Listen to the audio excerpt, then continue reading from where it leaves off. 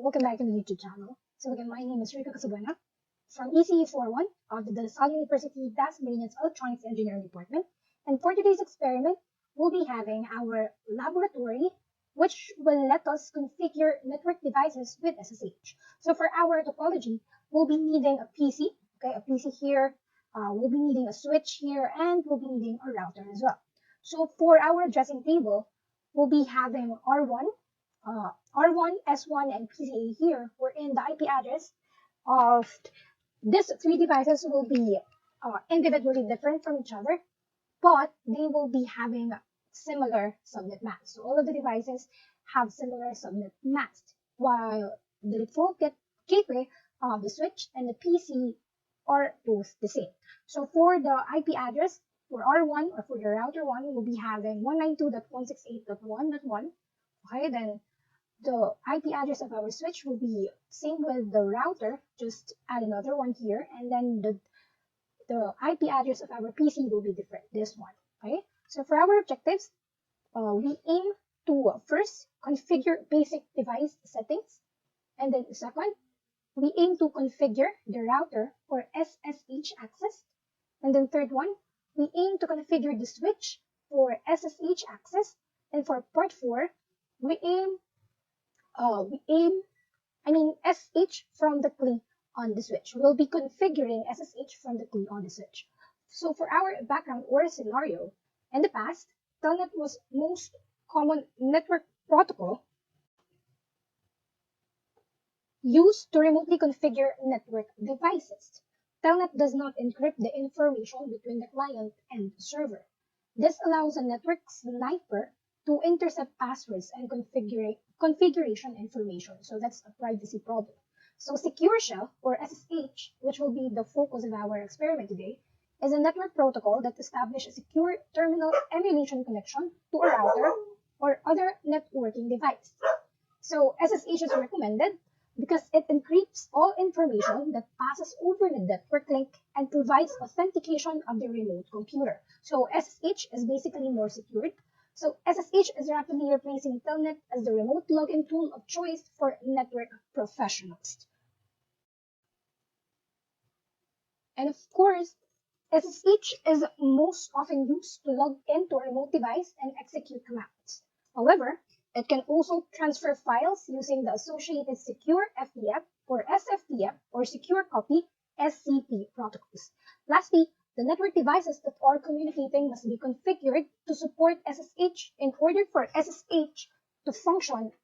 So in this laboratory experiment, we will be enabling the SSH server on the router and then connect to that router using a PC with an SSH client installed. On the local network, the connection is normally made using Ethernet and IP. So let's start our experiment. So the required resources for this experiment will be one router, okay, which will be here from our Cisco Packet Tracer app, right, or software. And then we'll be needing as well one switch, and next we'll be needing one PC, console cables to connect all of the components, okay, and to configure the Cisco iOS devices via the console ports, and Ethernet cables as shown in the topology. So let's have the instructions. Part 1. In part 1, you will be setting up the network topology and configure basic settings, such as the interface IP addresses, device access, and passwords on the router. So step 1, cable the network as shown in the topology. So we'll be getting here router, okay, is searching router here. So before I forgot, before we start the experiment, let's change the user profile here. So let's rename it Rico Casabuena. Okay, let's press OK. Okay.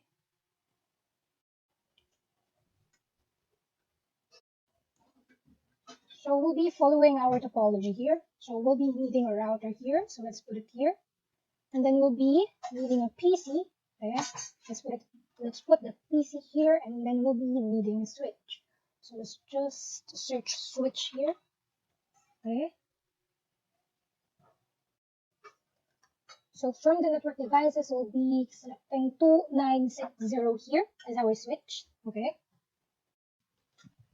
So now let's connect the components. So we'll be using our connections here. So let's search for copper straight through, and that will be fast Ethernet 0. This will be connected to our switch, which will be connected to the fast Ethernet 0/6. Okay. So let's have another copper straight through here. Okay, from our switch here.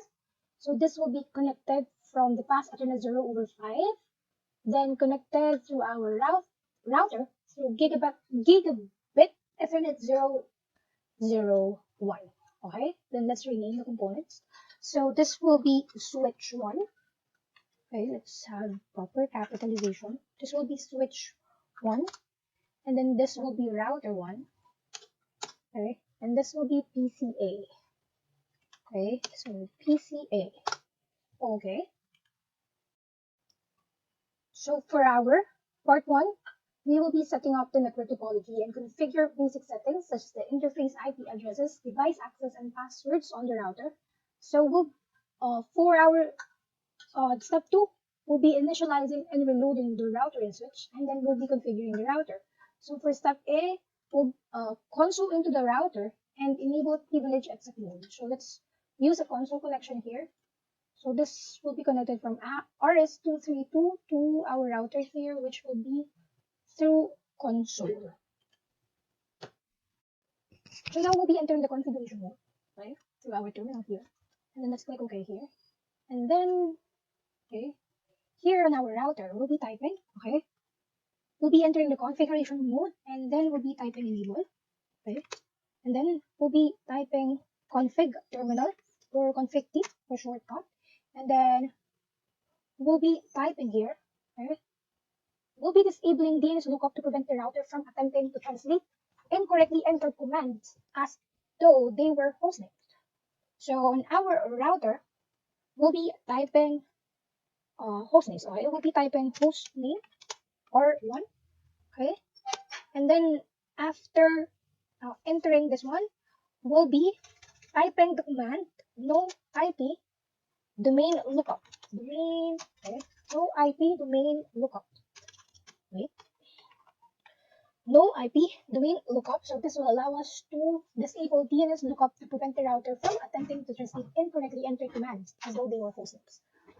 Okay, so let's click enter, and then after that we'll be entering our line console mode. Line console mode. Okay. Let's repeat it. I mistyped it. Okay, line 10. Okay, then we're on the line command now. So after that, we'll be assigning class as the privilege exec encrypted password. We'll be assigning Cisco as the console password and enable login. So we'll be assigning Cisco as the VTY password and enable login. And after that, we'll be encrypting the plain text passwords. So when you say encrypting, we'll be setting it into symbols that only the computer can understand. So people cannot understand it. Or supposedly, we'll be hiding it. So that's what encrypting means. So an R1 config line hashtag will be setting the password. Assign class as a privilege except encrypted password. Okay, so we'll be typing the password as Cisco. So Cisco, and then let's log in.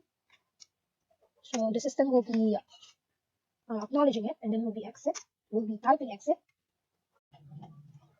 And then we'll be assigning Cisco as a VTY password and the enable login. So let's type here.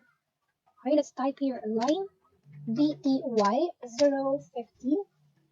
Okay, and then after that we'll be setting the password of the we'll be setting the VTY password as Cisco. So Cisco. Okay, and then after that we'll be generating it. We'll be registering it in our system by typing login and then exit. Okay. So now after the instruction letter F, we'll be encrypting all the plain text passwords. So here in our command line, we'll be typing service, okay, service password encryption, okay, service password encryption, and then after that will be for the instruction H, create a banner that will warn anyone accessing the device that unauthorized access is prohibited. So we'll be creating a banner MOTB here, okay. So we'll be typing off. So it could be hashtag Okay, hashtag authorize access only, hashtag, and then after that we'll be typing exit. Okay. So after the instruction H, we'll be configuring and activating the G001 interface on the router using the information contained in the addressing table. And then we'll be saving the run configuration to start up configuration file. So here we'll be typing show IP, okay, show IP in brief, okay. And then after that will be, okay, as you can see, it's the IP address is unassigned yet here, okay, it's unassigned. So we'll be setting up the IP, okay, in accordance to the addressing table. So let's enter the config t command, and then after this, we'll be setting, okay, it's the instruction. We'll be configuring and activating the G001 interface on the router. So we can configure G001 by typing this command int G0/0/1, okay, and let's enter. And then we'll be setting the IP address. So IP add, what's the IP add of our G001? It's 192, okay, let's type it here. It's 192.168.192.168.1.1, and the subnet mask will be 255.255.255.0. So let's click enter. Then after that, let's set the description. Okay, description router 1. That's the name of our router. Okay, router 1 IPv4 address, and then we'll be typing no shutdown. Okay, no shutdown. Okay. So let's save the running configuration to the startup configuration file. So let's type it. Let's enter. Let's click enter, and then let's type exit. Let's type exit, and then we'll be checking if it's correct. So now let's check. Let's type show run. So let's check. Okay, no IP domain lookup. So interface gigabit internet 00.0.0.1, and then let's check. The banner MOTD is functioning. The password is also encrypted here, as well as the VTY password, okay, as well as the console password. All are encrypted, so we did it correct. So let's save the run configuration to startup configuration file. So we'll be typing here copy run start, okay, and destination file name, okay, and then let's click OK. So after this one, we'll be proceeding with our step 4, configuring PCA. So let's exit this one. So let's go to PCA. So let's rename this first. So PCA, configure PCA with an IP address and subnet to a mask. So let's go here. In our addressing table. Then let's go IP configuration here. So our IPv4 address will be 192.168.1.3. Then our subnet mask will be 255.255.255.0. And then our default gateway, let's change this one. Our default gateway will be 192.168.1.1.1. Okay, so let's exit this one. We've set it already.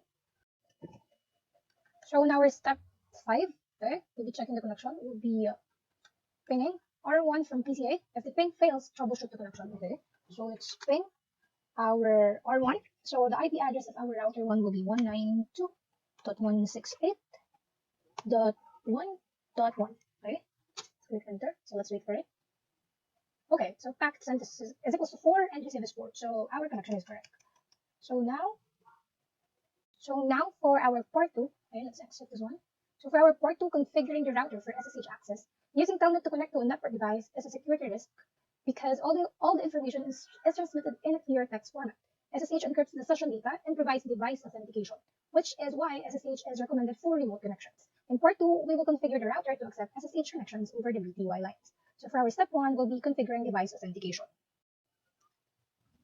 So for our step 1, let's go to our PCA and then let's go to our terminal. Okay. And then for R1, we'll be entering our config t. Okay. After that, we'll be entering the command. Okay. Domain name.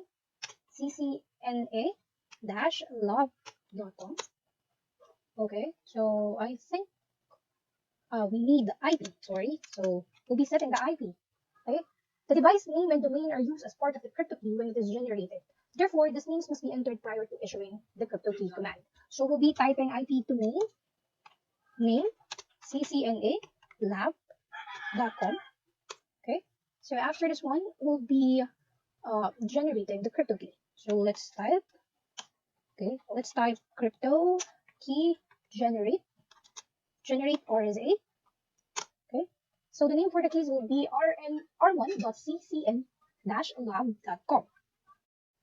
So choose the size of the key modulus in the range of 316 to 2048 for your general purpose keys. Choosing a key modulus greater than 512 may take a few minutes. So how many bits in the modulus? So I guess we'll be selecting 1024, so we'll be considering the half, right, the half value. And then, yep, you see that. Generating 10284-bit RSA keys will be not exportable. So for our step 2, we'll be configuring the encryption key method. So we'll click on with that. Then we'll be configuring a local database username. So let's click enter here. So as you can see, SSH has been enabled. So after that, so for step 3, we'll be configuring a username using admin as the username. Okay, so let's type here, okay, username admin. Then the password will be secret. Okay, and then that's admin. So admin p at 55. Let's click enter. So for the next instructions, we'll be enabling SSH on the VTY lines. So VTY lines. So here we'll be consider our VTY lines here. So 015, line VTY 015, and then we'll be enabling Telnet and SSH on the invalid VTY lines using the transport input command. Changing the login method to use the local database for user verification. So let's type transport, okay, transport input Telnet, transport input Telnet SSH, then okay, invalid input detected as marker. Okay, sadly we're only allowed to transport one, so we'll be transporting again one more time. So transport input SSH. Okay, so yep, so we'll be typing in login local, and then let's type exit. So step 5, save the running configuration to the start of configuration file. So we'll be typing exit, okay, and then after that, let's save the running configuration. So let's type copy run, okay, copy run start, and then click enter, and then that will be okay. Okay, so for our step 6, we'll be establishing an SSH connection to the router. So let's exit this one. We'll be starting term from PCA. So let's click PCA here, and then let's click Telnet here. So our hostname or IP address for R1 will be 192.168.1.1. So our username, just like what we've said a while ago in our configurations, is admin. So let's click connect. So our password, as you can see here, is admin. Okay, difficult to type. So that's admin, capital P, at 55. Okay, so that's R1. So as you can see, we are able to establish a connection, okay, an SSH session from PCA to our R1. So you should be able to establish an SSH session with our R1. So we're done with that. So we'll be proceeding with our part 3. So for our step 3 or part 3, we'll be configuring the switch for SSH access. So in part 3, we will configure the switch to accept SSH connections. After the switch has been configured, establish an SSH session using Telegram. So let's open our switch here, and then we'll be going to our key here. Then let's type enter here, and then our switch, let's type enable, and then just like the process that we've done a while ago, let's type config T. Okay, so let's just follow this process, just like the process that we've done on our first part here, on how we configure our router and our PC. Okay, so let's continue. So after entering our configuration mode, we'll be typing hostname. Okay, we'll be typing hostname S1 for switch 1, and then just like the previous code that we've used, so no IP and domain. lookup, okay, no IP domain lookup, and then we'll be enabling the password. Okay, enable secret request, and then let's enter the line mode, so line 10, and then let's set the password to Cisco. Okay, let's set the password to Cisco. Then let's register it to the system by typing login and then exit. And just like the first part, we'll be typing service password encryption. Okay, service password encryption. Service password encryption here. Service password encryption, and then after that we'll be setting our banner MOTD. Okay, saying authorize. Okay, authorize access only. Okay, authorize access only, and then after that we'll be typing in exit, and then after that we'll be saving. We will be configuring and activating VLAN1 interface on the switch according to the addressing table. So let's type here. Show IP in brief. Okay. So as you can see, it's still down. So okay. So after this one, we'll be entering our config D. Okay. Config D, and then we'll be typing int VLAN1, and then we'll be setting the IP. So the IP address of our switch number 1. Okay, the IP address of our switch number 1 is this one. Okay, so let's type here. IP add 192.168.1.11, and then the subnet mask is 2. Okay, and the subnet mask is 255.255.255.0. Okay, let's check. IP add 192.168.1.11, and then the subnet mask will be that one. And then let's have the description. So the description will be, okay, S1 IP. So let's type here description. S1 switch 1 IP v4 address. Okay, and after that let's type no shutdown. Okay, so line protocol interface changed state to up. So let's type here IP default IP default gateway 192.168.1.1. Okay, wait, .1.1. And then after this one, let's enter. And then let's enter exit. And then let's type show run to see if we've done it correctly. So let's enter. Okay. So after it. Okay. So IP address is set correctly. Our password was encrypted. Okay. It's correctly done. So wait a minute. So I think we lack this password. Okay, so we'll be setting it again. So let's enter config T. Okay, config T. And then we'll be setting our no IP domain lookup. Okay, lookup, and then enable secret class. Okay, line 10, and then password will be Cisco. And then login, and then exit, and then let's type line VTY 015, and then password is Cisco as well. Okay, and then login, and then exit, and then yep, we're done. So we're done with that. And then let's try show run here. So let's check again. Okay, so our line VTY04 already has a password as well as the line VTY52. So we've done it correctly. So for our step 2, we will be using the same commands that we used to configure SSH on the router in part 2 to configure SSH for the switch. So let's go back here on our step 2 here. So configure the encryption key method. So we'll be configuring a username using admin as the username and admin and this one as our password.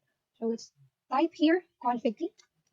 Okay, And then we'll be typing here the same command that we've typed from the previous parts. Okay, cnalog.com. Okay, and then after that we'll be typing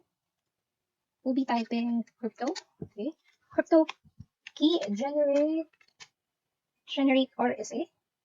And then the name for the keys will be s1.ccna-lab.com. So how many bits in the modules? We'll be selecting 1, 0, 2, and 4. And then after that, so we're done with this part. And we're done with this part as well. Configure the encryption method. So here we'll be typing, we'll be entering. And as you can see, our SSH 1.99 has been enabled. And then we'll be typing. So we're here already. Step 3, we'll be setting a username as admin, okay, with its password as admin p at 55, okay, admin p at 55, and then we'll be enabling SSH on the VTY lines. So now let's enter our VTY lines, VTY 015, and then let's enable Telnet and SSH on the inbound VTY lines using the transport input command. So let's type here transport input SSH. Okay, and then let's type here login local, and let's click exit. Then let's click exit one more time. Okay, so configured from console by console. So now let's type copy run start, and then let's enter. Then let's enter. Okay. Now we'll be establishing an SSH connection to our switch. Okay, I will be establishing an SSH connection to our switch. Let's exit this one, and let's go to our. So now let's go to our PCA here, and let's go to our Telnet, and then connection type will be SSH, and then our host name or IP address will be that of the switch. So that will be 192.168.1.11, and then our username will be, let's check here, I think it will be admin. Okay, admin connect, and then our password will be capital A, this one. Okay, capital A. Wait, I'm gonna delete it. Let me highlight it. So that will be capital A D M 1 N P at 55. Okay. Okay, let's type it again. A D M 1 N capital P at 55. Okay. So let's check again. Okay. So that's 192.168.1.11, and our username will be admin. Then our password is admin p at 55. Okay, let's see it here. Okay, let's type it one more time. So that's ADM1NP at 55. Okay, authorized access only. So here we were able to establish an SSH connection from our PC to our switch. So we'll be having part 4 already. So for part 4, we'll be having SSH from the pre on the switch. So the SSH client is built into the Cisco IOS and can be run from the CLI. In part 4, you will SSH to the router from the pre on the switch. So let's go ahead. So let's type again our 192.168.1.11 here. And then our username will be admin, and then let's connect. Then our password is admin p at 55. So let's enter. And then we'll be following the instructions here on our part 4. So we'll be entering our config t command here. Okay. And then after that, let's type enable. And then our password is class. We were able to enter our exec privilege mode. And then step 2, SSH to R1 from S1. So let's type SSH. Okay. So let's type it here. SSH. So here we'll be typing SSH space, and then we'll be seeing login using this username, specify SSH protocol version. Let's try entering this command admin 192.168.1.1. Let's enter. So our password will be, so that will be ADM1N capital P at 55. Let's enter. Then, so we were able to establish a connection with R1 using an SSH session with S1 through our PCA. So you can return to S1 without closing the SSH session to R1 by pressing Control Shift. So let's try Control Shift 6 and then release and then X. Okay. So let's try again. So Control Shift 6 and then X. Okay. So since we have selected config here, we're able to go back to our privilege except point is paste. So to return to the SSH session R1, press enter or blank leave. Okay, so we're showing connection 1 to 192.168.11. So to end the SSH session on R1, type exit at the router prompt. Okay, and then what version of the SSH are supported from the CLI? So to know this one, will be typing space and then this one, and then let's just type FTP. Okay, then let's click enter. Okay, let's try it one more time. SSH FTP SSH FTP. Okay, so to get the version of SSH supported from the key, so we'll be typing this command -v and then this one. Okay, so our versions is protocol version number 1 and protocol version number 2.